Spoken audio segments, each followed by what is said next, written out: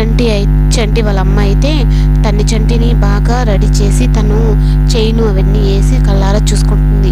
ఈరోజు నీ కన్న వాళ్ళకి నిన్ను చెప్తున్నాను రా దొరబాబు అంటే, ఏంటమ్మా కొత్తగా పిలుస్తున్నావు అంటే, నువ్వు నా కళ్ళకి ఎప్పుడు దొరబాబు లాగానే ఉంటావు అని చెప్పని చెంచులమ్మ కార్తీక్ పెట్టే పూజలో అయితే తీసుకెళ్ళి చంటిని కూడా కూర్చోబెడుతుంది. అక్కడ నీలకంఠంను చూసి, నువ్వు ఆ రోజు నన్ను నా తల దెబ్బ తగలటానికి కారణం నువ్వే కదా అంటే, ఇంక చాముండి ఏం మాట్లాడుతున్నావు నువ్వు, ఏమన్నా పిచ్చెక్కిందా అని చెప్పని అంటూ ఉంటుంది.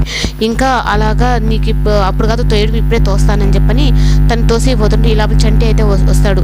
ఆ రోజు చంటి నేను పడిపోవడానికి కారణం తనేను అని చెప్పని తనని చూపించేటప్పటికి ఇంకా చంటి అయితే కోపంతో ఇంకా తననైతే కొడతాడు. అప్పుడు ఇంకా చాముండి కూడా, ఏంటి చంటి నువ్వు పనోడు లాగానే ఉండు అంటే, ఇంకా కోపంతో తన మీద కూడా చేయి తీసి అప్పుడు కార్తీక్ ఫంక్షన్ కార్తీక్ జరిగే అక్కడికి వెళ్ళి అంతా నాశనం చేసి ఇంకా ఏకంగా కార్తీక్ పట్టం అయితే తగులుకొని పోతుంది.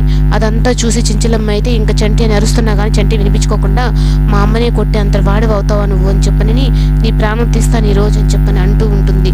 ఇంక చెంచులమ్మ అయితే కార్తీక్ ఫోటో తగలబడిపోతుందని అలాగే అంటూ ఉంటే, ఇంకా చెంచులమ్మ వాళ్ళ భర్త అయితే ఇంక నేను అక్కడ దాకా వెళ్ళేసి వస్తానని చెప్పని తనైతే అవసరానికి ఉండడు.